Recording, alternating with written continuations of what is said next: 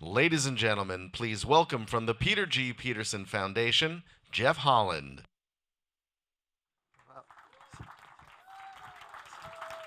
Thank you. Wow. Well, welcome to our special session on the Solutions Initiative. When we planned this, we thought that if we got 40 people or so, this would be a success. So, well, I guess mission accomplished. Don't leave. We haven't even started yet. Let me give you a little background about this. So the Solutions Initiative was an effort to find some answers to the questions people have been asking. So we've talked a lot about the problem. Now it's time to talk about what some of the solutions are. And the good news is that we have many solutions available to us. So we convened a group of 7 think tanks from various ideologies to discuss how they would stabilize the debt in the future.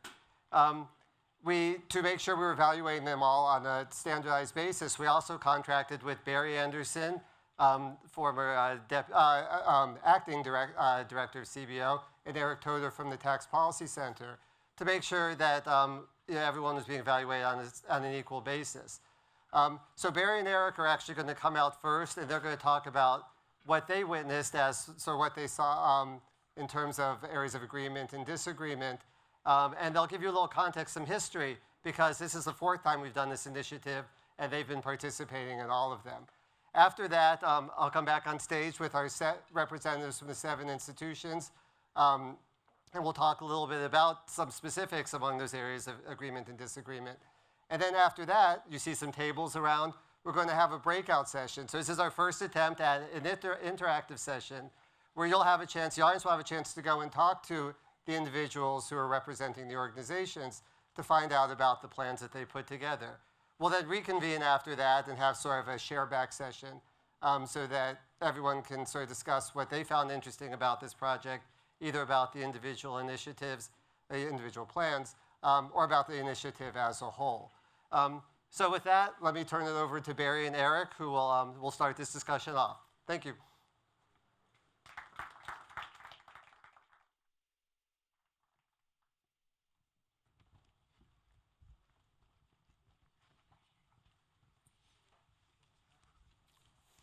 Well, I'm Eric. I'm going to speak first. I will talk a little bit about the revenue proposals and how we did the scoring, which is a little different this year than in previous times. And Barry will talk about spending and the bottom line, which is debt. So first on the revenue proposals, they were very diverse, given ideologically diverse organizations.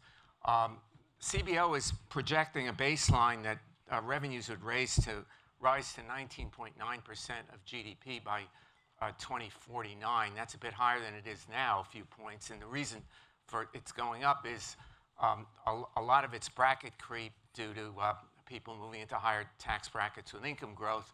But another piece of it is the expiration of the tax cuts, the individual tax cuts that were enacted last year. All of the groups would raise at least that much money, but they cluster in terms of how much they would raise in different places.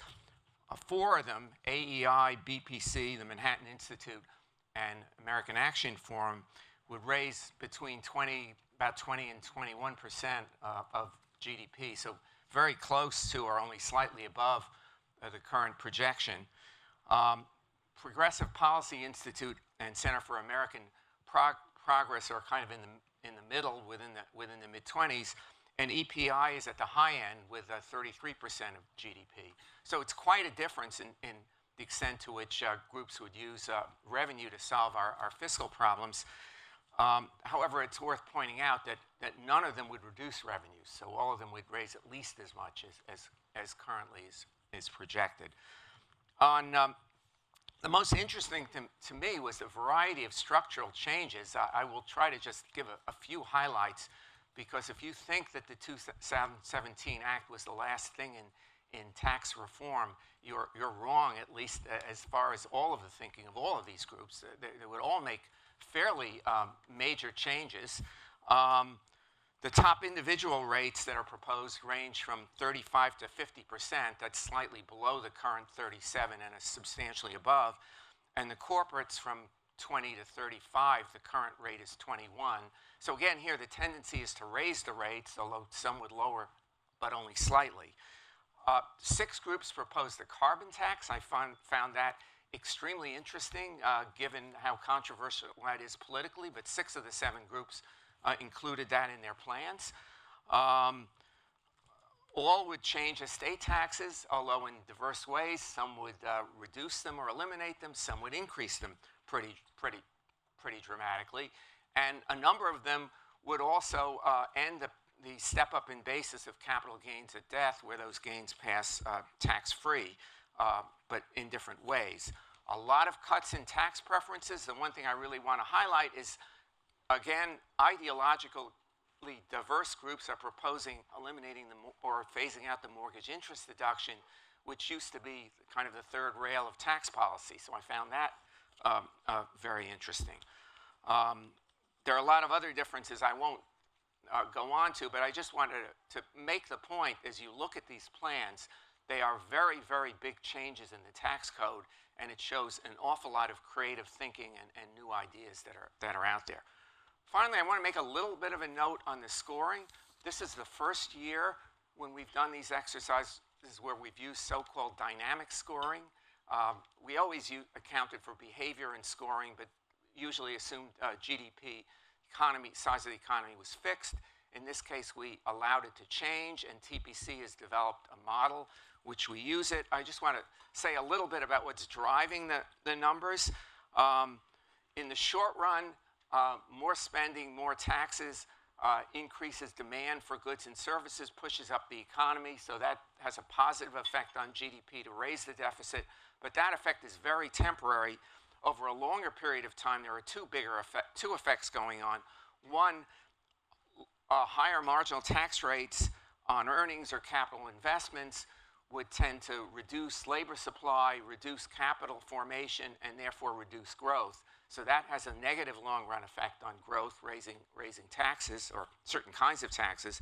And smaller deficits have a positive effect on growth because the deficit reduction reduces interest rates, reduces a crowd in of capital, and leads to more capital investment. For some of the groups, these two effects worked in opposite directions. For others, they reinforce themselves. So let me just conclude that this was a very interesting exercise and a lot of very, very creative thinking, but a very diverse set of conclusions. I'll turn to Barry. Thank you. I'd like to jump down to the bottom line here. I'm going to talk about spending a little bit, but I wanted to emphasize, and if you might pay attention to this chart for a second. I believe it was 8 months ago today, that is on October the 11th, we first met to kick off this project. I won't say that Eric and I were busy every single day since then, but gosh, we had an awful lot of interaction with the groups. And I can tell you that, at least speaking personally, I wasn't sure we would come up with a result like you can see in front of us. By that, if you can see that current policy line pushing debt held by the public to the 225% level, give or take, by 2049. I wasn't sure as we went through the process that we were going to see each of the 7 organizations have debt as low as it is. As you can see, it goes from as low as 24% by the AAF to up to 100% or so by CAP. Again, we went back and forth. There were a variety of interactions between both Eric and the groups and myself and the groups about how to score the proposals. And I can tell you how pleased I am when I finally saw this chart after realizing that they had managed to succeed in doing this. I emphasize this because where we're sitting now with such great policy differences, it was very good for me personally to see that 7 organizations with as wide of views as there are can come to this result and really get a better handle on our fiscal policies. That said, let me jump to the spending here a little bit. Just as Eric started out and said about revenues, there were wide differences in the spending proposals. However, I'll summarize them briefly because you're going to hear more from each of the organizations about them. The differences really were in four major areas. By far, the biggest one was health care. Then there was Social Security. Then there was defense discretionary. And then there was everything else. Healthcare dwarfed everything else, and given its size and what you've heard even this morning about the importance of it, that's not at all surprising. The healthcare differences we had ranged from new programs from CAP, EPI, and PPI to make Medicare coverage more widely available, to AAF, AEI, and PPI proposing to modify Medicare and Medicaid costs through competitive bidding, while AEI also proposed to raise the eligibility age. BPC proposed promoting increased competition, and CAP and EPI proposed negotiating lower drug prices. There's a lot more detail, including one which has Medicare for all and another has Medicare Extra for all. They're going to describe those things in more detail, so I'm not going to go into that here. In Social Security, EPI and CAP would increase benefits, EPI substantially and CAP a little bit more modestly. The other five participants proposed some reduction in some benefits. All of the participants, except AEI, would raise additional revenues dedicated to improving the solvency by raising or eliminating the cap or payroll tax earnings. With respect to defense, while some of the organizations proposed increasing defense spending in the near term, and others proposed to decrease it, all seven proposed defense spending by the end of the 30-year period at relatively similar levels. For non-defense spending, discretionary spending, BPC and MI proposed modestly higher levels. CAP, EPI, PPI proposed significant growth, with PPI proposing the highest level in 2049. AAF and AEI essentially proposed no growth or small cuts. CAP, EPI, and PPI proposed significant investments in other non-interest spending, including universal child care, early education, paid family and medical leave, and unemployment benefits. AAF, AEI, BPC, and MI proposed smaller changes, including reducing agricultural subsidies, and AEI and MI would reform federal pension programs and BPC housing finance. Again, you're going to hear more detail about it, but one thing I hope you can take from this is, given what Eric said, a very wide variety of proposals, both in the revenue area and in the spending area and in different areas of that. But still, this result, if I can pull it back up again, this result, in one sense, I think is a testimony to the real success of the project. 7 different groups, very wide proposals, but all of them proposing things that address our fiscal situation in one way or another.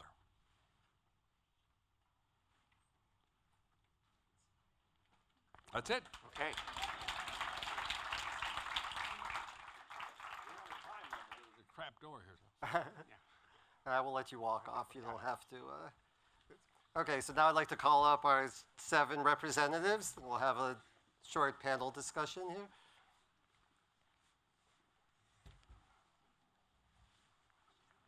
How do you want us? Do you want us organized in a certain order? You can choose. Should we sit by our partisan? No, do not. No, mix it up. That's the whole point of this exercise.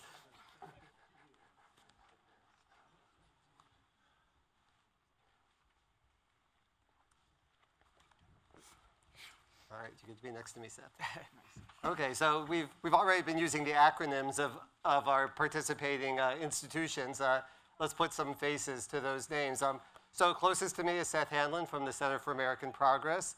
Next to him is Ben Ritz from the Progressive Policy Institute. Alan Bayard from American Enterprise Institute. Jason Fichtner from the Bipartisan Policy Center. Brian Riddell representing himself and the Manhattan Institute. Gordon Gray from the American Action Forum. And Thea Lee from the Economic Policy Institute. So first of all, let me just thank you all for participating in this. As Barry said, it's been 8 months or so. It was a lot of work, a lot of thought, a lot of back and forth, and we really appreciate your efforts in this respect. For those of you in the audience, you have a document that sort of describes in a little more detail what's in each individual plan, also shows some graphs and some memos from the organizations expressing in their own words how they describe their plans. we only have half an hour, so we will not be able to touch on everything, but as I said, there'll be a chance for you all to talk to them individually after this session. But so anyways, to get started, let's look at some of the areas that we covered. And let's start with relatively current events. So less than 2 years ago, the Tax Cuts and Jobs Act was enacted, and that changed tax rates on both individual and corporate income taxes. A number of you, all of you, in fact, pretty much addressed changes to that in one way or another. Some of you raising it, some of you kind of maintaining it. And so let's start there. So maybe, Goran, we'll start with you because you reverted for individual income taxes to the pre-TCJA rates, and you lowered the statutory corporate rate to a little bit below where they are now, from 21% to 20%. Can you explain some of the thinking behind that? Sure. So it had been my position during the debate of the TCJA that it should have been revenue neutral. So to the extent that I had to grapple with that in this exercise, I decided to abide by that. There were a number of other base broadening that we sort of built into our plan that I thought was important. And so you'll see on the revenue table, we actually jumped pretty quickly. And I never thought I'd be third in the sort of tax raising race among these three groups, at least at the outset. But in the memos, we're asked to sort of provide three priorities. And my three were tax reform, entitlement reform, and then security. And the tax reform piece is essentially my way of saying I'm going to raise taxes, but be mindful of the design. The entitlement piece is, and grapple with some of the other the large programs on the spending side. And then on security, it just is cognizant of, but at least discretionary and also non-discretionary spending will increase. And so that's, most of those priorities are about deficit reduction. And so beginning the revenue increases early matters for that. It matters in terms of interest. And I was cognizant of that. And so that animated a big part of that decision. Thanks. And so, Ben, I think PPI ended up with the highest marginal tax rate at 45% for those over $1 million. We were the 50. And 50% for those over $10 million. So maybe you can explain your thinking in that respect. So I don't think that at the outset we thought we were going to end up with the highest marginal tax rates. I think there's a few different reasons why we went up that high. The first was having higher rates at the top allowed us to have lower rates for everybody else. I think another aspect of it was that we have a significant cut on income, well, at least earned income, because our plan is the only one that fully repeals all payroll taxes. And so if you think about an alternative scenario where we scrap the payroll tax cap, add that to the pre-Trump tax cut top rate of 40%, that ends up adding up to something in the range of 55%. So in that respect, comparing those two scenarios, we thought 50% was a relatively reasonable place to end up. And so, Brian, I think you were, in a sense, you were in the middle. You didn't really adjust the TCJA rates at all. You want to talk about that? My approach, I've done conservative dream scenario approaches. In fact, when I was at the Heritage Foundation, I did a lot of their report a few years ago. But after working in the Senate for 6 years, I decided to limit myself and try to do something that could be pragmatic and centrist. My approach was, if you put a gun to Congress's head and said you have to get the debt down below 90% of GDP, what would be a plausible and good way to do it? And so I ended up a little more squishy in my plan. In fact, none of my proposals even begin until 2023 because I'm going to have a lead-in. In terms of tax policy, part of that is a viewpoint that the lower income portion of the TCJA is not going to be repealed. The doubling of the child credit, et cetera, those are the last things I think Congress would get rid of. And so my approach on taxes was do something a little more broadly. Raise the payroll tax 1 percentage point each from Medicare and Social Security, pare back the health exclusion, tax capital gains at death, try to find broad-based policies that would affect everybody a little bit, but not hurt anybody brutally. And so that was my approach. Yeah, thanks. So as Eric mentioned, a number of you came up with innovative ways of raising revenues, not just modifying things that were in the tax law from 2 years ago, but coming up with new sorts of revenue raisers.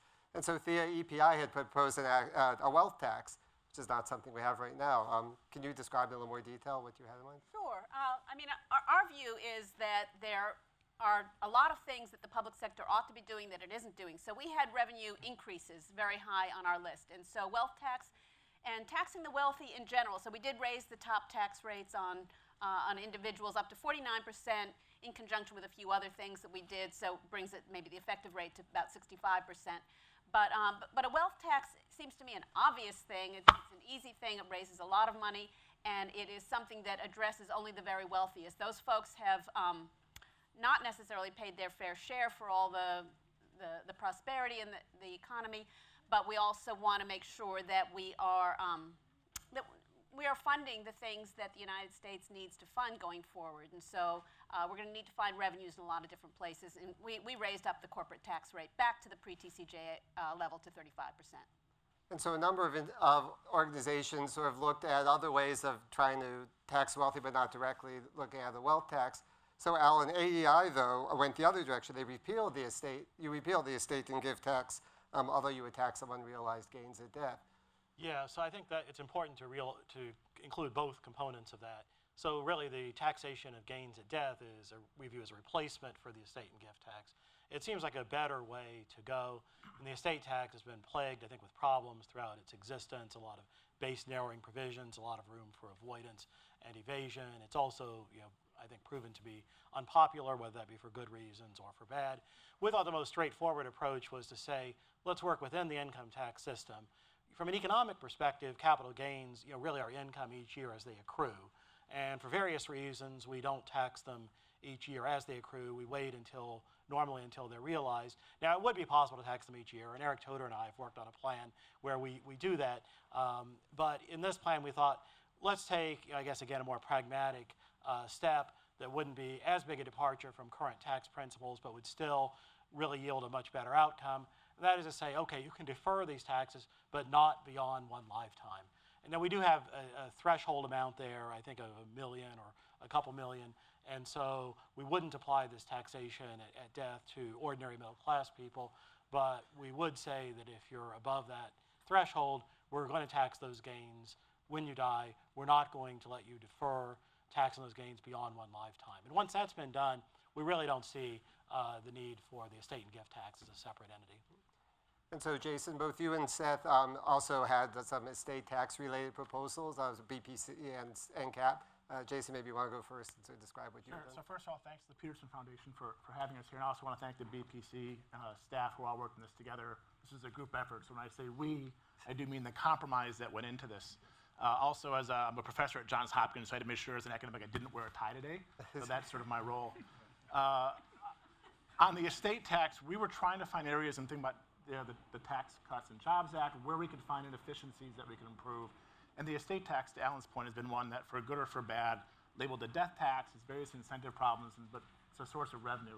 So one of the things that we did was we just basically lowered the exemption amount, which right now is over $11 million. We lowered it to $2.5 million for individuals, $5 million for married couples filing jointly. And part of that, if you go back to some of the debates in the estate taxes, it was destroying, quote unquote, destroying small businesses and family farms. We thought that level was more appropriate, still to raise some revenue, but do some protection for small businesses. Seth, do you want to talk about caps? Yeah, so I mean, to pick up on what Alan was saying, and one thing I was struck with is how many of the plans repealed the step up in basis, what we call loophole in the tax code, right? So, and as Alan mentioned, this is the loophole that allows people, mostly wealthy people, if they hold assets for their entire lifetime, they never pay income taxes on the gain, right? So this can result in billions of dollars going, never being taxed under the income tax. And of course, it creates all kinds of incentives, for people to hold on to assets. And then there's other aspects of the tax code that allow for deferral of capital gains, like like-kind exchanges, which are now limited to real estate, but still allow deferral of capital gains. You can avoid capital gains by giving appreciated stock to charity. So there's all kinds of other reasons. So we think that focusing on the capital gains tax base is crucially important. Because I think one reason is if you simply raise the rate, you're probably not going to get as much revenue as you would as if you really reformed the tax base. So the way we dealt with that was to implement a mark-to-market system like what Alan was alluding to earlier, where capital gains are taxed, at least for wealthy people, on an annual basis. So there's no opportunity for deferral. And then on the wealth transfer side, because I think we still, because of the level of wealth inequality in this country, wealth transfer taxes is still important and something that we shouldn't throw out the window. But we replaced the estate tax with an inheritance tax so that inherited income is taxed the same as income that's earned.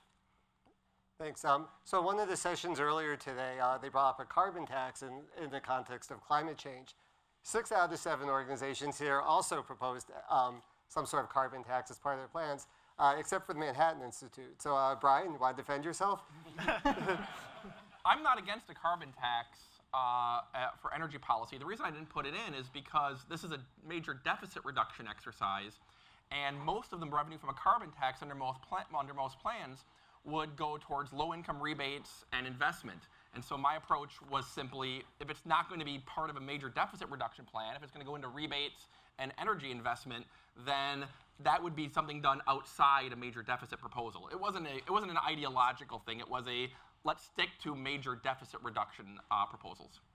All right. Well, thanks. Okay, let's turn to the outlay side of the budget. And so, as you also heard in an earlier session, there's a lot of concern about future healthcare costs and so on. Almost everyone came up with some sort of healthcare proposals, but they were way all over the board. Some expanding federal involvement in healthcare, others sort of working with what we had, others trying to reduce costs. And so this seems like a really important element of the budget, one we should address. So one solution that was in a few plans was to provide premium support. The AAF had this, AEI and MIL proposed some sort of premium support. Gordon, maybe we'll come back to you. Do you want to sort of explain AAF's premium support proposal? Sure, though. On this one, I think it's just appropriate to express quite a degree of humility about projecting, particularly with respect to premium support, essentially what a premium would be something like 30-some years from now. And so my health number is, in my view, actually probably artificially low. So I don't actually view a substantially meaningful difference between sort of where I end up and like what an AEI plan would be. There's just so much uncertainty that attaches to this. So in this exercise, I viewed it more as as more of a budget exercise rather than here's the design of my health plan and here's exactly what it will end up 30 plus years from now. So, Alan, maybe you want to explain a little bit more about how you view premium support? Alan. Yeah. So we view premium support as kind of balancing the objective of lowering federal spending on health care while maintaining essential protections for those who are in need. So we envision that people would have a choice of different plans, including traditional Medicare, but that if you chose a more expensive plan, you would pay a higher premium, and if you chose a less expensive plan, you would pay a lower premium. So we view it's an important way to bring choice and competition and fiscal discipline into the system. There would be subsidies, however, for retirees who have low lifetime earnings and for those who have health conditions. And so again, that's trying to bring in the social protection element. Just one minor point, although actually I think you could view it as a major point, we do view that the best way of targeting health subsidies in retirement years to people in need is that you have to have a program like Medicaid that will protect people who are in poverty, but beyond that point, we think it's a lot fairer and a lot more efficient to target the subsidies based on what the person's lifetime labor earnings were, instead of what annual income they ended up with as a retiree. So today we rely a lot on the annual income measure. That really penalizes people who continue for one reason or another to work into their retirement years. It penalizes people who saved more than somebody else. We think looking at the lifetime earnings measure really gives a good overall picture of what resources that person had access to in their lifetime. And so without penalizing saving, without penalizing people who work longer, we can target the help to the people who are in the greatest need. Yeah, thanks. And so, Jason, BPC basically wanted to propose making some reforms to the current tradition, like the traditional Medicare program? Well, this is one of the challenges I think many of us had, and we heard this in earlier panels, is how do you crack healthcare reform? What does that mean? Social Security, you can do the math, you can show solvency for benefits. Healthcare is really challenging. What are the costs going to be? How are prices rising? And a lot of this deals with, we heard in earlier panels, we have a current system that was set up to basically stick with the employer. We also have a system which there's so much asymmetric information problems. What does healthcare cost? You go ask them, they say, oh, I paid a $10 copay. That's not what it cost. That's what you paid. And so we have a lot of problems trying to get competition in the marketplace when we have hidden prices from the end consumer. And so we were grappling with this, and BPC, as it has a healthcare proposal and a plan they're actually working forward to in a larger scale. And so we didn't want to step in front of that proposal. So we sort of made tweaks along the way to try to find areas where we could increase competition through more price transparency in other areas. But healthcare is a huge issue that we have to tackle. And I think we need to look at sort of the fundamental areas in which prices are hidden and try to get those more in the open, like better forms of drug rebates, more competition in areas where we see lacking of competition in insurance markets.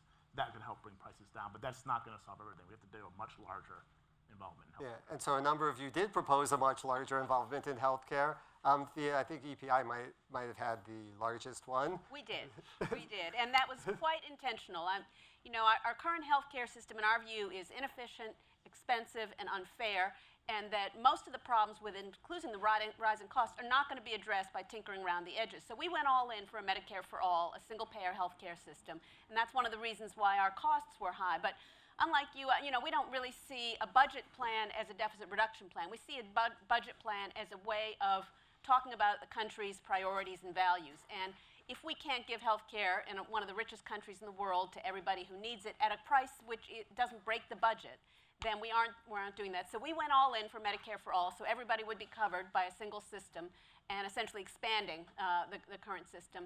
And we had to fund that through an increase in the payroll tax and other ways. It's expensive enough that you can't fund it just with taxing the wealthy or taxing corporations. You need a broad-based tax, but we think it's well worth it because over time you're going to save a ton of money as a country and you're going to produce much better results. Yeah, and so both PPI and CAP also had significant expansions in healthcare. Maybe you could describe your plans and also address how you would address per capita costs or how you would offset the cost of your expanded plans. Ben, maybe you want to go first. Yeah, so our approach was, we want to see what's the big difference between us and other countries in the world on healthcare. And there are a lot of studies that show that really the biggest difference is not so much utilization or demographics, but it's that we have higher prices, and that's as a result of years and years and years of an uncompetitive and inefficient system. And so one of the benefits of a single payer or public option approach is you have the federal government with monopsony power. It would be the largest consumer of healthcare, and so that gives it more power to negotiate with health insurers. And at the same time, though, we wanted to preserve the private system that allows competition among insurers to see if they could develop more innovative ways to manage care. And so we thought, well, what's the best way to get the best of both of these worlds? And we settled on what we call default price healthcare. And basically under our regime, we give private insurers the ability to use the same or similar rates to what Medicare negotiates. It's a little bit higher under our plan than Medicare. But basically, we give insurers the ability to get better prices out of providers, and we do it in a way that encourages them to work together, innovate, find more efficient ways of delivering care. And we think it's important to try something like that and see what we can get out of the current system before doing something that might be more disruptive and unpredictable. And I think our plan probably falls somewhere between the range of the EPI plan and the PPI plan. So it's a universal healthcare plan called Medicare Extra for All, and it essentially allows everybody to choose the option of whether they already have employer-sponsored care or not, or any other care, to choose the option of enrolling in the public program of Medicare Extra. We enhance Medicare benefits, so there's out-of-pocket limit and covers things like dental care that are not covered now. But I think crucially, also giving people the option of retaining their employer-sponsored care and giving employers the option to buy into the system for their employees. So we think of it as sort of a transition, ultimately on the goal to universal health care, but retaining some of the choices that people have, which I think is, public opinion polls have shown, people support the choice of retaining private insurance, at least a lot of people. So that's a sort of political call of how to get to universal health care.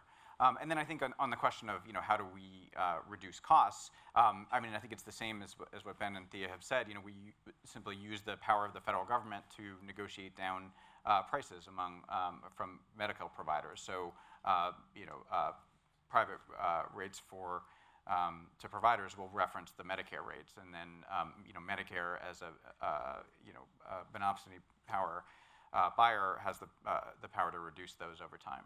Can I add one thing on this? Because healthcare is a major issue for a lot of us, and people went different routes. Some went the expansion of government routes. Some try to put more market competition into this. We could talk all day, and we would probably mostly all agree on a lot of inefficiencies in the healthcare system we have today. But keep in mind that someone's inefficiency is somebody else's income, and they fight very hard to keep their income.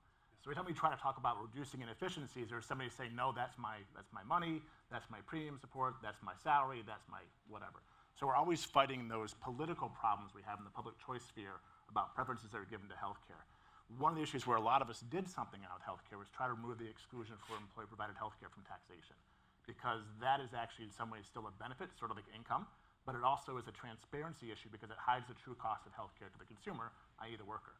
And if that was a taxable benefit, they might start negotiating more about their healthcare and the costs, and that's a market way to sort of get some more price competition into the system. Your comment reminds me of the clip that always makes me laugh, where they show some older person complaining that they keep the government out of my Medicare.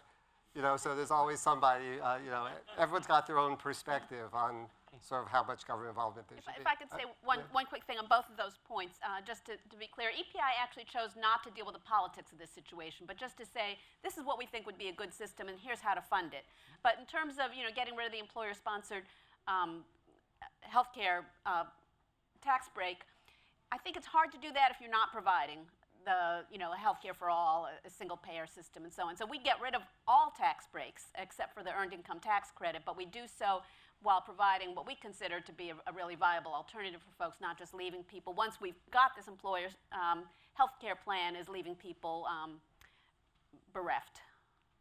Yeah, and I should say that a lot of the plans, I think you all intended them to be comprehensive, so we're sort of parsing them out here into various sections. But as you're starting to get into, the idea is that you make one change somewhere and you're going to offset with another change that might not even be directly related, but somehow that presents a comprehensive budget plan. And that's what we were going for. We're looking for comprehensive budget plans that would help stabilize the debt. But back to specific policies then. So almost all, you all address Social Security in one way or another, many by adjusting benefits, retirement age, or cost of living adjustments. So it's sort of the commonly known ways of dealing with Social Security. Can you discuss some of the ways that you presented to make Social Security more solvent over the next 30 years? I'll throw that out to whoever wants to tackle Social Security. I guess I'll start, because I'll take the middle ground on that one at BPC, because again, we're trying to find compromises that are politically acceptable as a compromise solution to both parties. So we did raise some revenue. We raised the payroll tax cap up to $195,000 and then index it to average wage growth plus, I think, 0.5% from there on forward. We do some tweaking on the payroll tax rate and the 1 percentage point increase. But we also do some reforms. We have a new established minimum benefit that replaces SSI but makes a stronger minimum benefit for those who really need it. But we also do some changes to the bend points and the benefit formula for higher income people. We tax 100% of benefits for higher income workers. We also made sure to make things more on the equity standpoint. We basically make a stronger survivor benefit, but we reduce the spousal benefit, which tends to benefit more higher income to household workers. So we're trying to do reforms that make the program more fair and more sustainable, and make sure it's a protection for those who truly need it. So a couple years ago, I was working at Bipartisan Policy Center, and I helped work on that plan. And when we were at PPI, we wanted to try to do something a little different, whereas that plan, which I still think very highly of, is very good under the current system. We wanted to think more innovatively and think, if we were going to really tackle Social Security from the ground up, what would we want the system to look like? And we like how in the current system, it's an earned benefit. At the same time, I like how other groups like AEI, their flattened structure makes benefits more progressive. And so we wanted to find a way to combine those two elements. And so we came up with what we call a work credit benefit structure, where benefits grow not based on how much you earn, but how many years you work, so that it's both an earned benefit because the longer you work, the higher your benefit. At the same time, a low-income worker and their executive boss, if they put in the same number of work years, they're getting the same benefit out of it. And it enabled us to raise benefits at the bottom, cut them at the top, and end up what we think is a pretty good place. So that was our main mechanism for doing that. Yeah.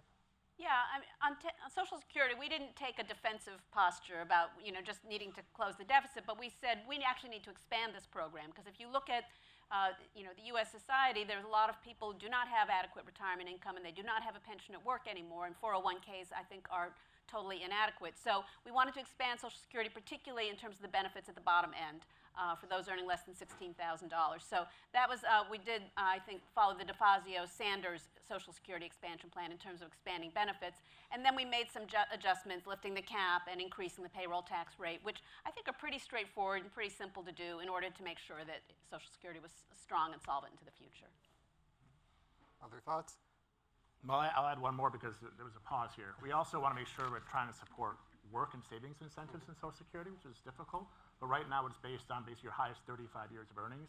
So we sort of changed it to give them sort of like the PPI, looking at every year, so that every year of work benefits count. Because right now, as you start getting into your late 50s, early 60s, the return on your payroll taxes can be negative for some people. So we would change that to make sure there's some incentive to keep working and contribute to the system. All right. Oh, sorry. Yeah, no, I was just going to say, our plan was pretty simple. I mean, we did make some modest, but I think meaningful benefit enhancements to the survivor benefits, the minimum benefit. But mostly, the major component is just that we eliminated the cap on the Social Security wage tax, which I think goes up to, so that would only affect people earning over $133,000 or so. And that prolongs the life of Social Security solvency for, until something like 2074. We did not remove the cap, which I know it's kind of a staple of a lot of budget plans is remove the cap. I did not. I just raised the payroll tax for Social Security 1 percentage point. The reason is because I think the first problem is you remove the cap. If you now include state, FICA, and federal, you're up to now about a 65% marginal rate at the top, and you haven't addressed Medicare yet. And you haven't really done much else yet. And if you believe Medicare is the bigger problem, it's really dangerous to use up most of your tax hikes on the rich just for Social Security. Additionally, my plan, the MI plan, was more interested in paring back benefits for upper income retirees rather than raising the taxes paid by the upper income into the program, because I think there's more generational equity there. I would rather cut spending on the rich at the top, take away Medicare subsidies for the rich, take away generate Social Security benefits for the rich, rather than jack up their taxes during their working life, which has all sorts of economic impacts, and also, like I said, takes away a lot of your upper income tax hikes before you even got into the Medicare program, which is so much bigger. I mean, AI took a similar approach because we did move to a flat benefit structure, which would be a benefit increase for people with the lowest lifetime earnings, but would be a benefit cut for people with the highest lifetime earnings. And we avoided the need to increase payroll taxes. We're almost out of time, but let me ask one more question to all of you. Now that you've had a chance to read and see each other's plans, are there any things that you wish you had put in your own plans that you've seen other people propose? Do you want to just go down? I can, sure, we can all answer that. I can answer. So I like in the PBI plan for Social Security, there's a caregiver credit, right? So it gives credit for Social Security benefits for people who have taken time out of the workforce. So anyways, I think that's a really meaningful thing. And I think also the PPI and EPI plans also did a lot of good things to address recession, thinking about future recessions and how we're going to use fiscal policy in a counter-cyclical way. And so anyway, I appreciated those aspects of their plans. So I already mentioned some things like with the flattened benefit in AEI. On CAP's plan, I think we went through a long process developing our health plan. Originally, we started with something that looked a lot more like Medicare Extra. I think there's a lot to like there. For EPI, I admire the fact that all these candidates talk about single-payer healthcare. They actually found a way to do the revenues for it. As I said, BPC's plan, I'm a big fan of the Social Security reform overall. I admired Brian's decision to try to be politically realistic and delay reforms till when it was politically possible to show that we could still get something done. I see I'm taking up a lot of other people's time. But you're being bipartisan. That's what we're aiming for. So thank you. But go ahead, Alan. Well, so I mean, a number of the plans I think had immigration components to them, and I think we at AI would believe there's definitely room to make improvements there, to increase the immigration of high-skilled people, and to make other changes, make the immigration system more efficient. We just left that out. We decided that was really just outside the scope of what we were going to do in this particular project. We increased the gasoline tax in our plan to provide adequate funding for transportation, but I know at least one of the plans switched to a vehicle miles tax. Again, something we kind of viewed as outside the scope of what we were prepared to do under this particular plan, but I think that actually makes a lot of sense. I think so there are two things sort of stuck out to me. One is, and again, Brian now we're sort of on the idea he's okay with the carbon tax. This wasn't part of the plan. I would like to have a longer discussion about the carbon tax. Now it seems like all of us here agree that that's where we're going. Because again, the cost of something does not always equal the price. And the price you pay for gasoline does not equal the cost to society. So we need to talk about what we do with the revenues, because that's very important for discussion of what we do with the carbon tax, what level to set at. So I would love to see more of a discussion. Now that I know we're all on board, that would have been great. Some proposals talk about paid family leave. That's something that's getting a lot of attention, whether that's good, bad, how do you fund it? The three plans, I think, had a paid family leave proposal. BPC is trying to work on something to see if we can fit something in. That's another area that I think is something where we have some common ground we should discuss further. I should have started my proposals in 2021 instead of 2023. I could have gotten my debt number down. I'm very self-conscious. Additionally, I probably could have put in the carbon tax as long as you had the low-income rebates as well, because I don't want. I really did. One of the tenets of my plan is no benefit cuts and no tax hikes for the bottom 40%. And so I could have put in carbon tax and just emphasize the rebates. And that way I wouldn't stick out as being an individual. Sorry about that. Gordon? So I think we've covered a lot, which is the overlap on carbon tax, and comprehensive immigration reform, and AI on health, and I admire Brian's just sort of outlook on recognizing the constraints. I would imagine we all sort of confronted maybe some difficult decisions in this episode that for those of us who've done this several times over, it's gotten harder. And this time around, I was making decisions I otherwise would not have. Interesting point. I think all of the plans recognize that. So sorry, anything left over that you would have incorporated? Well, sure. First, I wanted to just thank Josh Bivens and Hunter Blair from EPI who did all the work on the EPI plan. And second, I think there are two areas where I was really pleased to see all the bipartisan support, and the carbon tax, as you said, Jason, and the repeal of the step-up basis, so that it's nice to see that there are some ways in which we're moving in the same direction, recognizing that there are key things that can be done and should be done with the tax code that will lead us to both a more efficient and a more fair outcome. So I'm looking forward to reading more details from all the plans. I haven't had time to fully absorb them, but I think there's a lot there to enjoy. Okay. I had an important note before you end this, because something that was brought up. One of the things we all challenge with is we're now 4 or 5 years beyond the last challenge we did. Our choice architecture set has decreased. It's narrowed. We are losing options. We are having to make choices now we wouldn't have made 4 years ago. We wait 2 more years, we wait 4 more years, that choice set narrows. We're trying to protect various people from current benefit cuts. At some point, we will not be able to do that. So the key is we really need to act now. We keep delaying and delaying. We really need to do this now. Thank you for echoing the Peterson mantra. Yes, act now, don't postpone. So we're not done. So at this point, as I mentioned earlier, we're going to break up into what we call a plan fair. So each participant is going to be at a table. This is the opportunity for you all to talk to them individually for about half an hour or so. The idea is for you to sort of gather some thoughts about how you think about these ideas, and then we'll have a few minutes at the end for you to give feedback to us, either about the plans or the way the Solutions Initiative was structured. So we'll stop with that. Please join me in thanking our panel for participating. And yep, let's have some discussions.